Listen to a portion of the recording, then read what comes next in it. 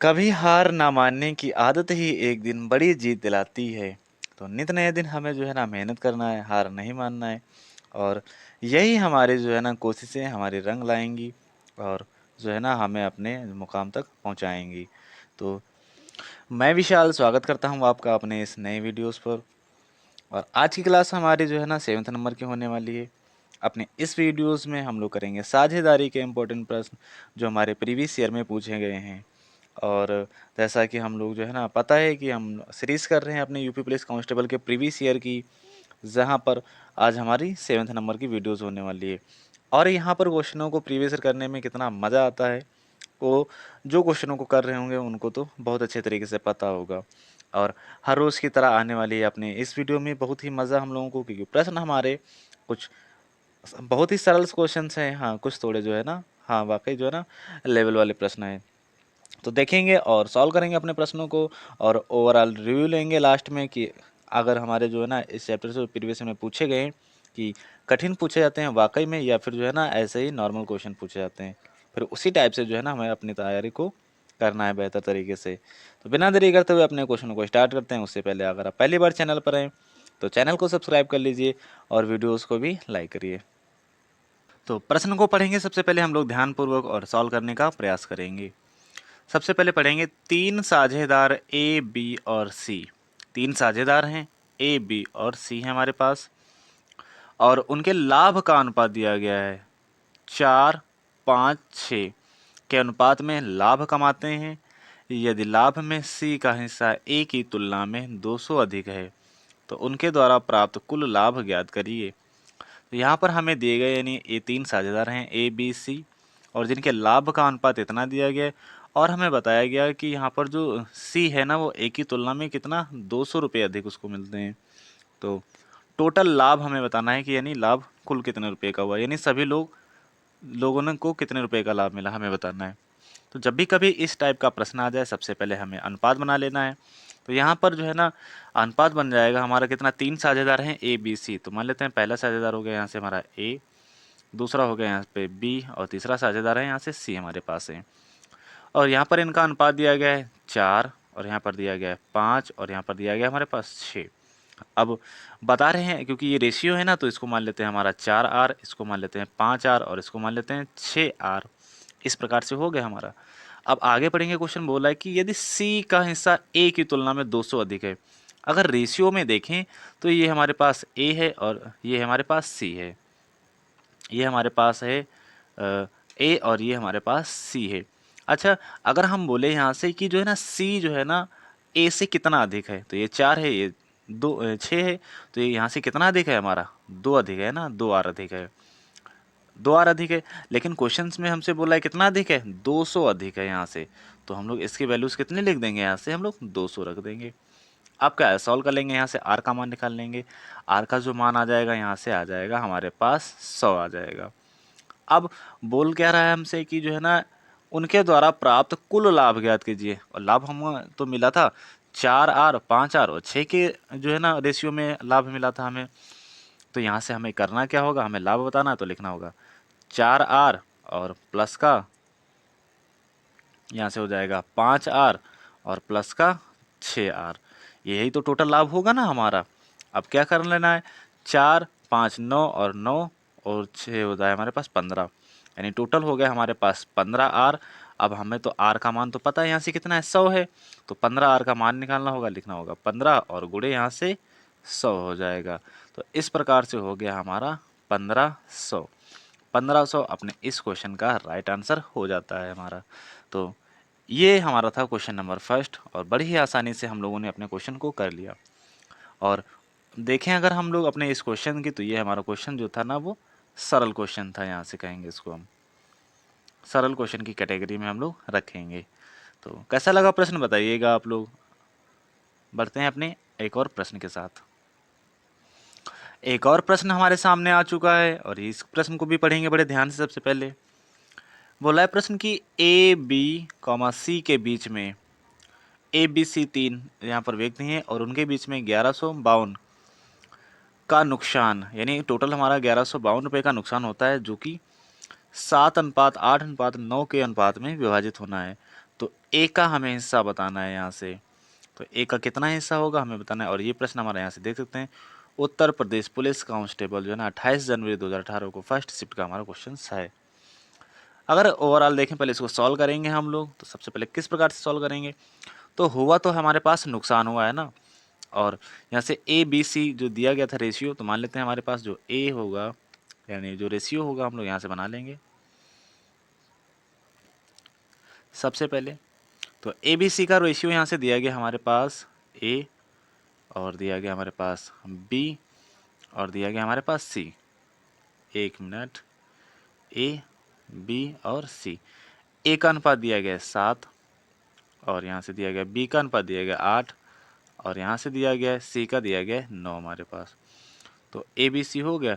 इसको मान लेते हैं आर आर, क्योंकि जो है ना रेशियो हमारा दिया गया है, तो इसको हम लोग आर आर में मान लेंगे, ए बी और सी यहाँ से। तो ये हो जाएगा हमारा, इसको मान लेते हैं 7R, इसको मान लेते हैं 8R, और इसको मान लेंगे सी को हम लोग 9R, जो कि हमारा दिया गया है। अब टोटल हमारा नुकसान कितने रुपए का हुआ है, 1152 रुपये का हुआ है यहाँ से। तो 1152 रुपये का टोटल नुकसान हुआ, तो टोटल क्या होगी, इनको ऐड कर देंगे हम वैल्यू को।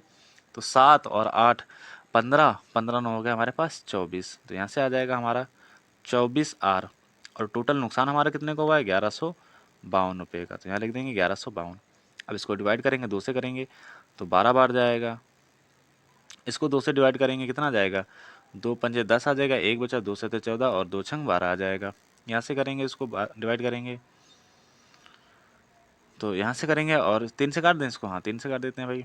तो 3 चौको हो जाएगा 12, यहाँ से हमारा इसको काटेंगे 3 से हम लोग, 3 एक कम 3, 2 बच गया, 3 नमा 27 हो जाएगा, और 3 दूना 6 हो जाएगा। 4 से डिवाइड करेंगे इसको हो जाएगा 4 चौक 16, और हमारे पास कितना बच गया, 4 चौक 16, 3 बच गया, और 4 अट्ठे 32 हो गया यहाँ से। तो यहाँ से हमारे पास जो आर का मान आ गया वो आ गया टोटली यहाँ से हमारे पास 48 आ गया। अब हमसे पूछा गया है कि जो है ना ए का मान बताइए। तो ए का मान तो हमारे पास 7R है ना, तो कितनी वैल्यू निकालनी होगी हमें, 7R की वैल्यूज निकालनी होगी। तो यहाँ से लिखेंगे 7 7, और आर का मान निकालना है हमारे पास। तो लिखेंगे 7 गुणे आर का मान कितना दिया था, 48 दिया था, मल्टीप्लाई कर देंगे। 7 8 56, 56 का 6, यहाँ से मिले 5, 7 चौक 28, और 28 5 हो जाएगा हमारे पास 33। इस प्रकार से 336 अपने इस क्वेश्चन का बिल्कुल सही और सटीक आंसर हो जाता है। और अगर देखें हम लोग अपने इस क्वेश्चन को भी, तो ये हमारा भी क्वेश्चन कैसा था, सरल एक क्वेश्चन था हमारा। और इस प्रकार से अपने इस क्वेश्चन को हम लोग सॉल्व कर लिया। प्रश्न है अपने इस प्रश्न को हम लोग पढ़ेंगे, बड़ा ही लाजवाब प्रश्न है हमारा ये। तो ध्यान से सबसे पहले पढ़ेंगे इस क्वेश्चन को एक बार में। अगर एक बार में नहीं समझ में आता है क्वेश्चन को, तो दोबारा फिर से पढ़ेंगे हम लोग। 3 साझेदार हमको दिए गए हैं, एक्स वाई जेड ने लाभ साझा किया है। यदि कुल लाभ 3000 था रुपये का था, एक्स का हिस्सा जेड की तुलना में 400 रुपया कम है, और जो वाई का हिस्सा है जेड की तुलना में 200 कम है। यहाँ पर 400 कम था और यहाँ पर 200 कम है। तो हमें एक्स वाई जेड के लाभ का अनुपात ज्ञात करना है। यहाँ से सॉल्व करेंगे अपने इस क्वेश्चन को बड़ी ही आसानी से। जो जो वैल्यूज जैसा जैसा क्वेश्चन बोलता गया है बस वैसे वैसे लिखता जाएंगे, और हम लोग सॉल्व कर लेंगे अपने इस प्रश्न को। दिया गया हमारे पास कि एक्स वाई जेड 3 जो है ना साझेदार, तो लिख लेंगे एक्स, और यहाँ से वाई, और यहाँ से हमारे पास जेड है, 3 साझेदार हैं। और बोला क्या गया है कि जो है ना 3000 रुपये का सीधा सीधा करते हैं लाभ, और जो यहाँ पर दिया गया एक्स का हिस्सा जेड की तुलना में 400 कम है, यानी जो एक्स का मान है वो जेड की तुलना में 400 रुपया कम है। तो मान लेते हैं जेड की जो इनकम है वो आर है, हमारी जेड की इनकम आर मान लेते हैं। तो ए की जो एक्स की हो जाएगी ना, उसकी तुलना में जेड की तुलना में 400 रुपया कम है। तो जेड की तुलना में 400 रुपया कम, इसकी तो इनकम थी हमारी आर, तो इससे कितनी कम हो जाएगी, 400 भैया कम हो जाएगी। यहाँ पर लिख लेंगे 400 कम। और उसी प्रकार से यहाँ से जो y के लिए बोला गया कि y का हिस्सा z की तुलना में 200 कम है। तो y का हिस्सा z की तुलना में कितना कम है, 200 कम है। तो जो y की यहाँ से इनकम हो जाएगी, y की लिख लेंगे यहाँ पर हम लोग कि जो r माइनस का 200 हो जाएगा यहाँ से हमारा, यानी z की इनकम हो गई r हमने मान ली, तो y की हो गई r माइनस का 200, और जो है x की जो हो गई ना इनकम वो हो गई हमारे पास r माइनस का 400।